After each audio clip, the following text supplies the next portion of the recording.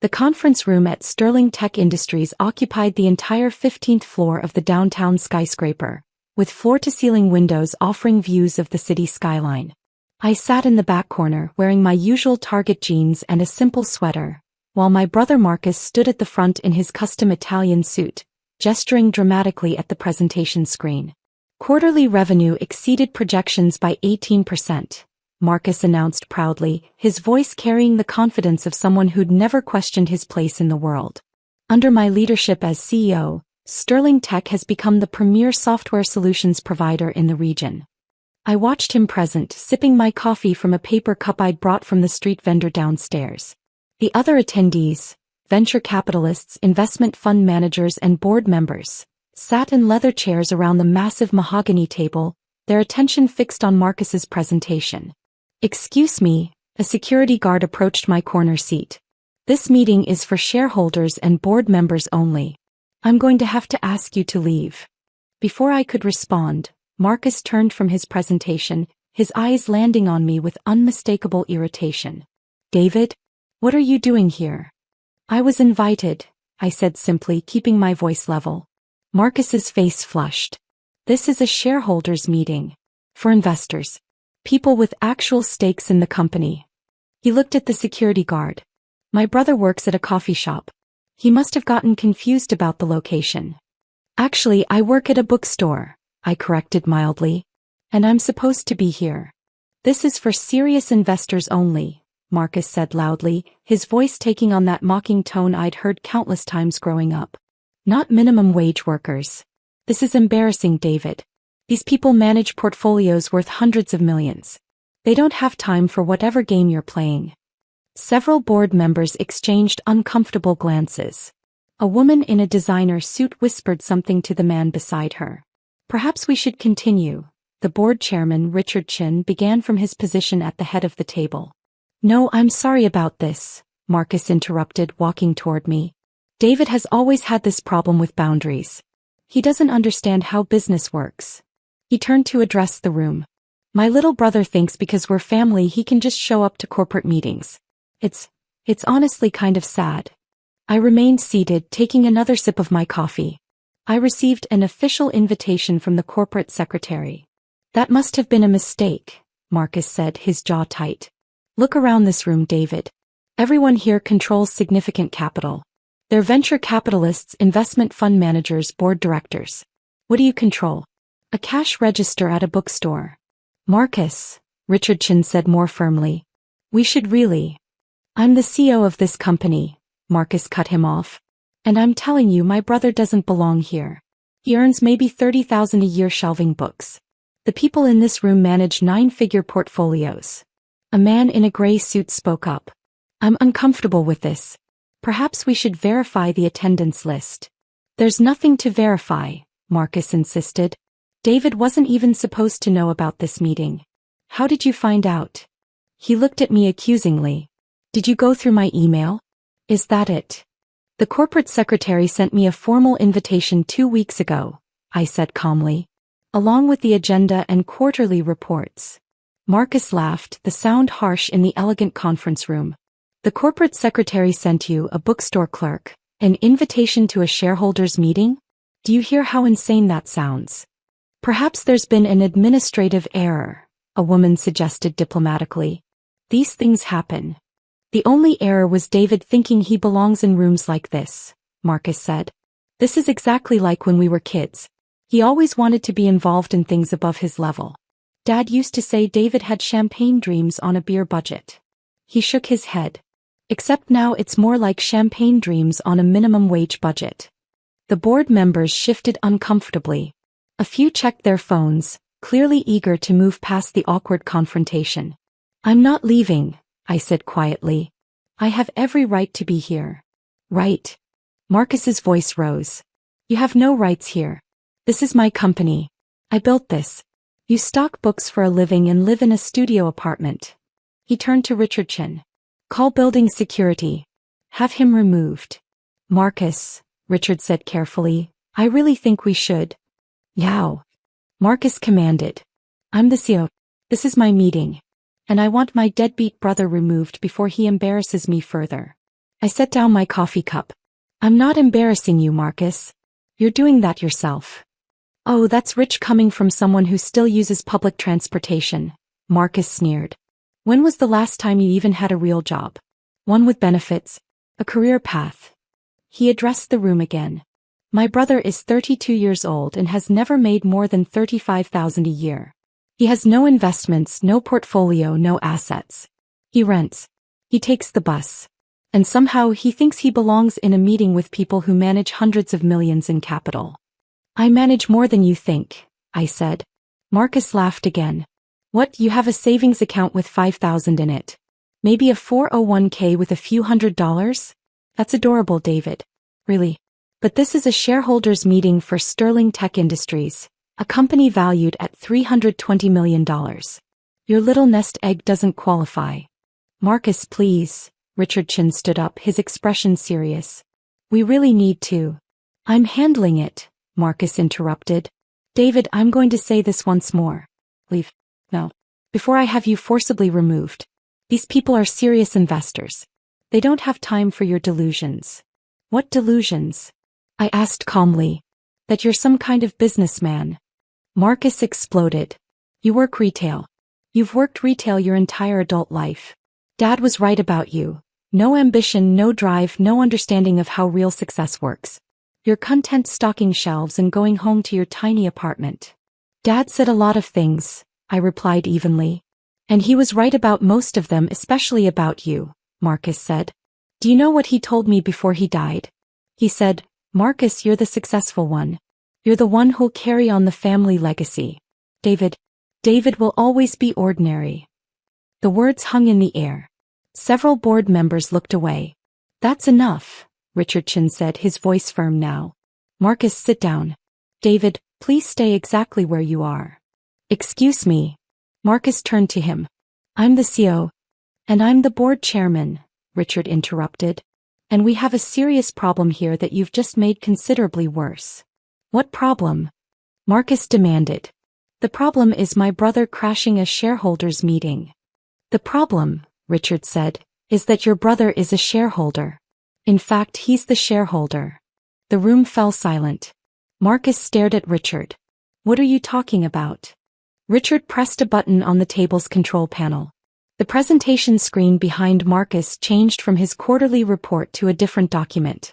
David Fitzgerald currently owns 68% of Sterling Tech Industries through a series of investment vehicles and trust structures. He has been the company's majority stakeholder for the past 7 years. The blood drained from Marcus's face. That's impossible. The board chairman interrupted. Meet your company's 68% stakeholder. My portfolio statement appeared on the screen. The document on display showed my name at the top, followed by a detailed breakdown of my holdings. Fitzgerald Investment Trust, 45% of Sterling Tech Cascade Capital LLC, 15% of Sterling Tech Northern Ventures Partnership, 8% of Sterling Tech Total, 68% ownership. This is a joke, Marcus said, but his voice had lost its confidence. It's not a joke, said a man at the table I recognized as Stephen Walsh from Goldman Sachs. I manage 2 of those investment vehicles. David Fitzgerald has been one of our most significant clients for nearly a decade. That's impossible, Marcus repeated. David works at a bookstore. I own the bookstore, I said quietly, along with 6 others in the metro area. I bought them 8 years ago as a hobby investment. They generate about $200,000 annually in passive income, but that's not where most of my wealth comes from. Marcus looked like he might be sick. Perhaps I should explain, Richard Chin said. 7 years ago, Sterling Tech needed a major capital infusion to expand operations. Your father approached numerous investors, but the terms they offered were unfavorable. David stepped in through his investment managers and provided $85 million in exchange for equity stakes structured through multiple entities. $85 million? Marcus whispered. Your brother's total portfolio is currently valued at approximately $420 million, Stephen Walsh added. Sterling Tech represents his largest single holding, but he has significant positions in real estate, technology startups, and venture funds. How? Marcus managed. That stock tip Dad gave me when I was 22, I said. You remember? He told both of us about that biotech company his friend was launching. You said it was too risky, that you'd rather invest in established companies. I put in everything I had, $12,000 from working retail jobs through college. Celadrin Therapeutics, Richard Chin supplied. The company went public 18 months later. David's $12,000 became approximately $8 million. I reinvested intelligently, I continued. Worked with good advisors. Made some excellent angel investments in tech startups. One of them was acquired by Google for $300 million. My stake was worth $42 million after that deal closed. Marcus gripped the edge of the table. This whole time, when I was telling you about my promotion to CEO, when I was bragging about my salary, your salary of $350,000 a year, which I approved, Richard Chin said. As majority stakeholder, David has the right to review and approve all executive compensation. You approved my salary? Marcus looked at me, his expression shattered. The board recommended you for CEO, I said. I agreed. You're good at operations, Marcus. You've grown the company effectively. The board was happy with your performance. Until today, Richard Chin said gravely. David, I apologize for not intervening sooner. When Marcus began insulting you, I should have. It's fine, I said. I wanted to hear what he really thought. Why? Marcus asked hoarsely. Why didn't you tell me? I tried, I said. Remember 3 years ago when I offered to help you buy that house you wanted? You said you didn't need handouts from your loser brother. 2 years ago I suggested we grab coffee to discuss something important. You canceled 4 times and eventually told me to stop bothering you during business hours. But you let me think. I let you think what you wanted to think, I said. You assumed because I wore regular clothes and worked at a bookstore that I was unsuccessful. You never asked about my life. You just assumed. A woman at the table spoke up, Jennifer Morrison from the venture capital firm. I've worked with David for 6 years. He's one of the most astute investors I've encountered. His returns have consistently outperformed market indexes by significant margins. David specifically requested that his involvement with Sterling Tech remain confidential, Richard Chin explained. He didn't want family dynamics to affect business operations. He wanted you to succeed on your own merits as CEO, not because of family connections. But you just let me humiliate myself, Marcus said. You humiliated yourself, I corrected gently. I sat quietly in the corner. You chose to make assumptions and voice them publicly. Stephen Walsh cleared his throat. For the record, David's portfolio is managed across 3 separate investment firms. We handle approximately $140 million. Goldman Sachs manages another $160 million. Northern Trust manages the remaining $120 million. He's one of the largest individual investors under 50 in the region. The bookstore thing, Marcus said weakly. Why? I like books, I said simply. I like recommending them to customers. I like the smell of paper and ink. I don't work there for the money, I own it. I work there because I enjoy it. The same way you enjoy being CEO.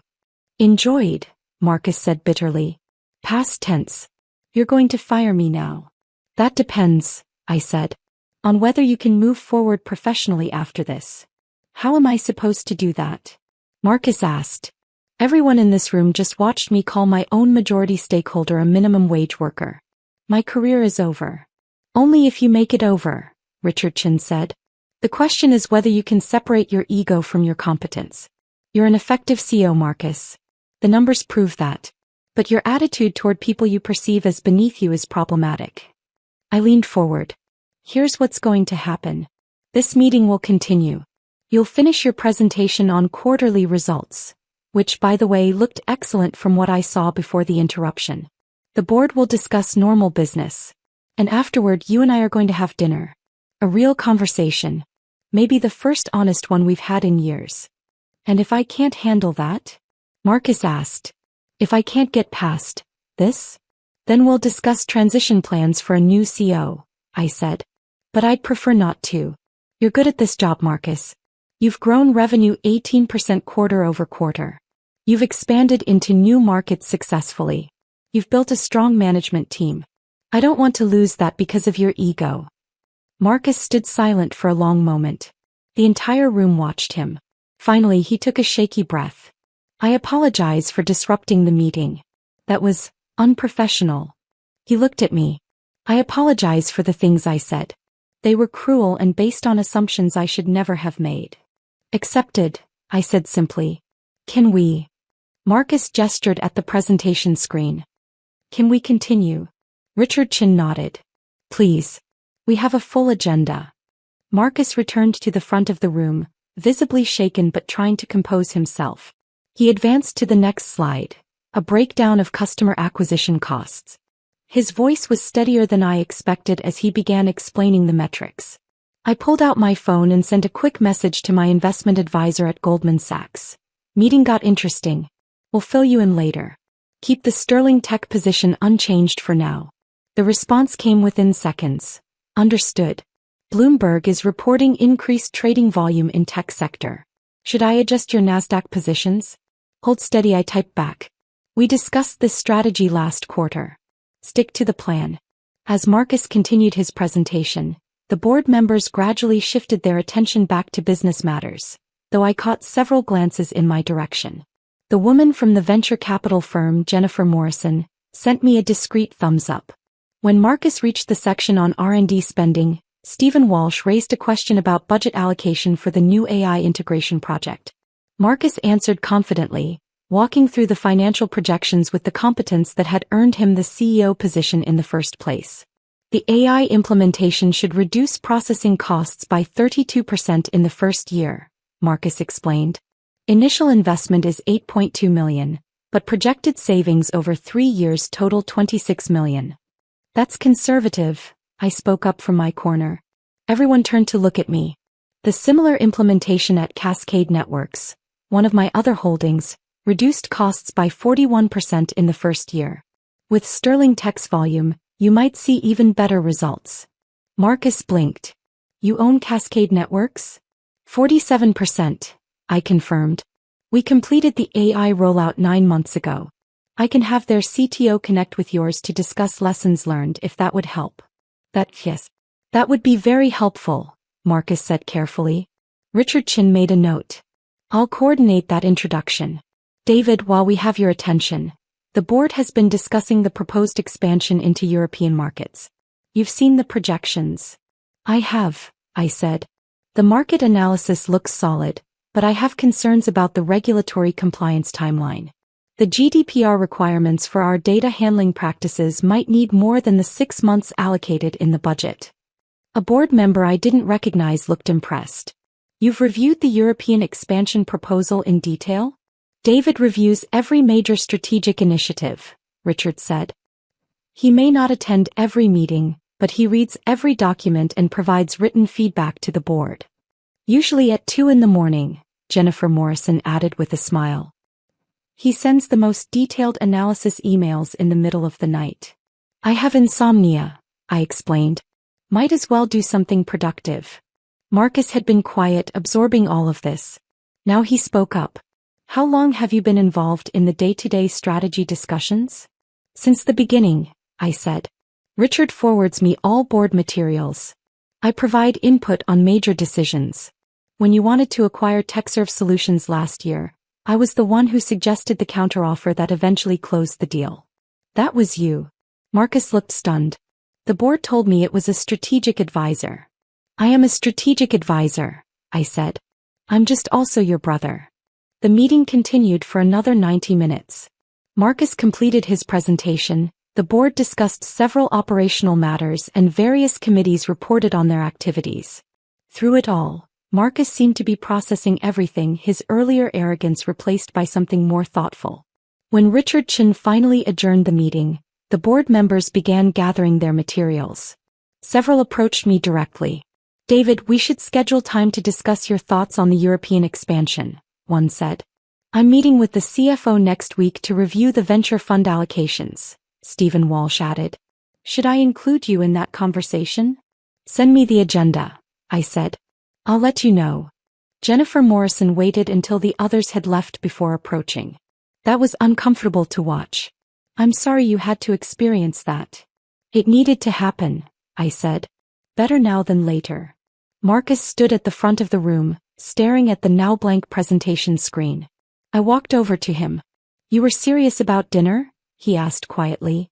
"Completely serious." "I don't understand you," Marcus said. "You have $400 million. You could live anywhere, do anything. But you work at a bookstore and wear Target jeans to shareholders' meetings." "The jeans are comfortable," I said. "And I like my life. Money doesn't mean I have to change who I am." "But I treated you like you were nobody," Marcus said, his voice breaking slightly. "For years. And you just let me." "You're my brother," I said simply. "I wanted you to figure it out on your own. To see that success comes in different forms, that appearances aren't everything. But you were so convinced of your own narrative that you couldn't see anything else. The things I said about Dad." Marcus trailed off.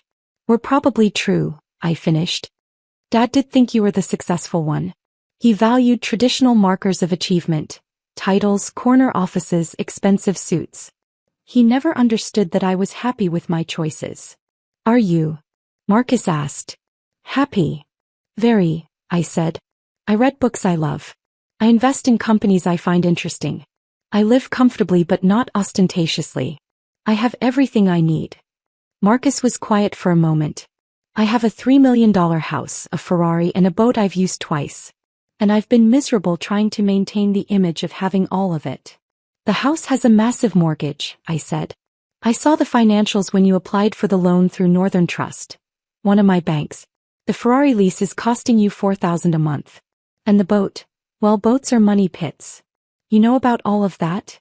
"I'm a major investor in multiple financial institutions," I said.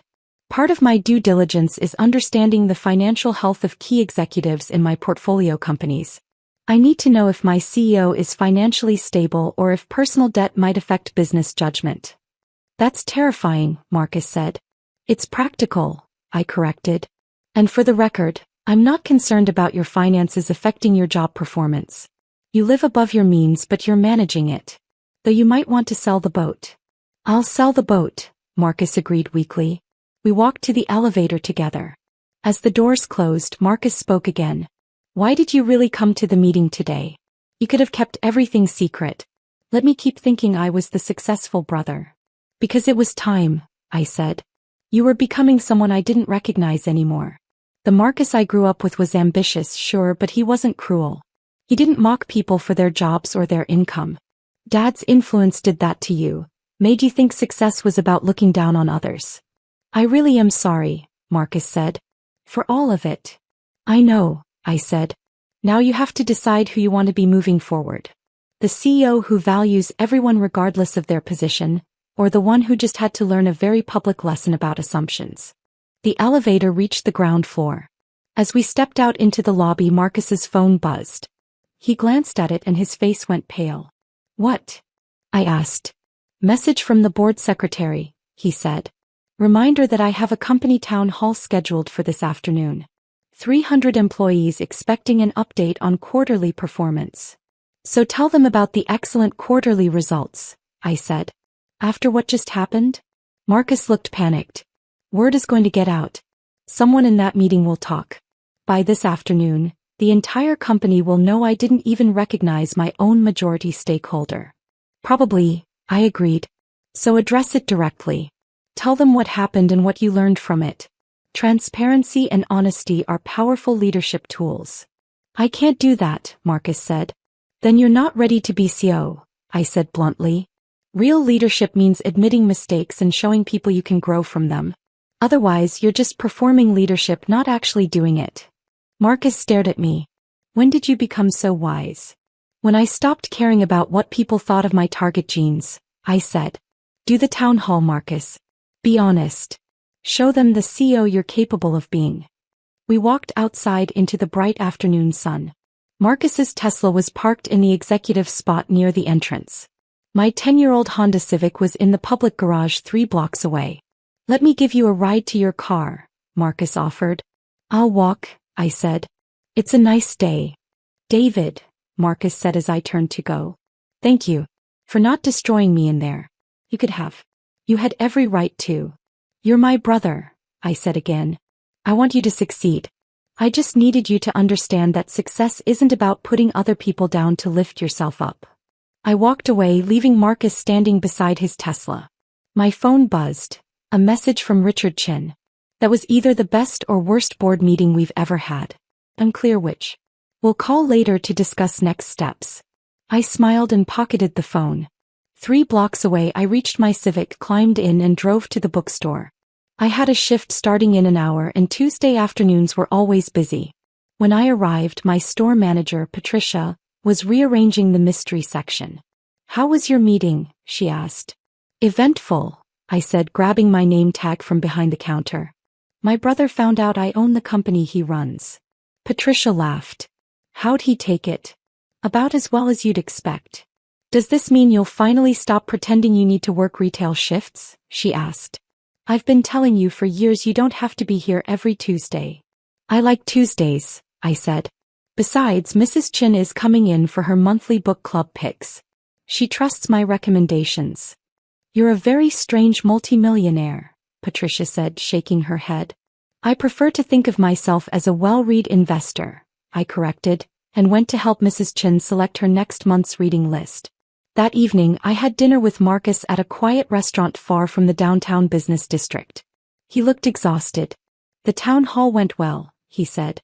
"I told them everything. What happened, what I said, what I learned. They appreciated the honesty." "Good," I said. "I also told them about you," Marcus continued. "Who you really are. What you've done for the company." Some of them already knew. The CFO admitted he's known for years. But most were surprised. "How did they react?" "They wanted to know if you were going to start being more involved in daily operations," Marcus said. "I told them you preferred to work through the board and executive team." "That's accurate," I confirmed. Marcus set down his menu. "I need to ask you something and I need you to be honest. Are you going to replace me as CEO?" I considered the question carefully. "Do you want to continue being CEO?" "Yes," Marcus said immediately. "Despite everything, or maybe because of everything, yes. I love the job. I'm good at it. I just need to be better at remembering that my position doesn't make me better than anyone else." "Then I have no intention of replacing you," I said. "But I need your commitment that today represents a genuine change, not just temporary embarrassment." "You have it," Marcus said firmly. "I promise you what happened today will never happen again." "Good," I said. "Because Sterling Tech is about to get a lot more interesting." "What do you mean?" I smiled. "That European expansion the board discussed? I'm approving an additional $40 million in funding. And I'm bringing in 2 other portfolio companies for strategic partnerships that should triple our market penetration within 18 months. Marcus's eyes widened. $40 million. Just like that. Just like that, I confirmed. I believe in the company's potential. More importantly, I believe in your ability to execute the vision. Assuming you can get past seeing people's bank accounts instead of their capabilities. "I can," Marcus said. "I will." We ordered dinner and talked for 3 hours. Really talked, perhaps for the first time in a decade. Marcus told me about the pressures of maintaining his image, the constant anxiety about whether he was successful enough, impressive enough, wealthy enough. I told him about the freedom that came from not caring about any of those things, from defining success on my own terms. $420 million, Marcus said at one point, shaking his head.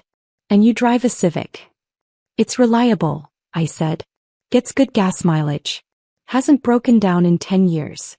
I'm paying $4,000 a month to lease a Ferrari I'm terrified to drive because I might scratch it," Marcus said. "And you're paying maybe $300 a month for insurance on a car you actually use." "Probably less than that," I said. "Civics are cheap to insure." Marcus laughed. A real laugh, not the performative executive chuckle I'd heard at the meeting. "I've been an idiot." "You've been trapped in a narrative," I corrected. "Dad's narrative about what success looks like. But you can write a new story now." "Starting with selling that boat," Marcus said. "Starting with selling the boat," I agreed. We finished dinner and walked out to the parking lot. Marcus stopped beside his Tesla. "Same time next month?" he asked. "Dinner, I mean. Not a hostile shareholders meeting." "Same time next month," I confirmed. I drove home to my modest apartment, parked in my assigned spot and climbed the stairs to the 3rd floor. Inside, I made tea and settled onto my couch with the new historical fiction novel I'd been excited to read. My phone buzzed one last time. A message from Marcus. Thank you for today. For everything. For believing in me even when I didn't deserve it. I won't let you down. I typed back, you never let me down. You just lost sight of what mattered. Glad you found your way back. I set the phone aside and opened my book. Outside my window, the city lights twinkled in the darkness. Somewhere out there, Marcus was probably in his $3 million house, maybe looking at boat listings to see what he could sell it for. Tomorrow he'd go back to being CEO, but hopefully a different kind of CEO than he'd been before. And I'd go back to my bookstore, recommending novels to customers and managing a $400 million portfolio between helping people find their next favorite read. It was a good life. A quiet life. A successful life by the only measure that really mattered. I was happy with it. And that, I thought as I settled in to read, was worth more than all the Italian suits and German cars in the world.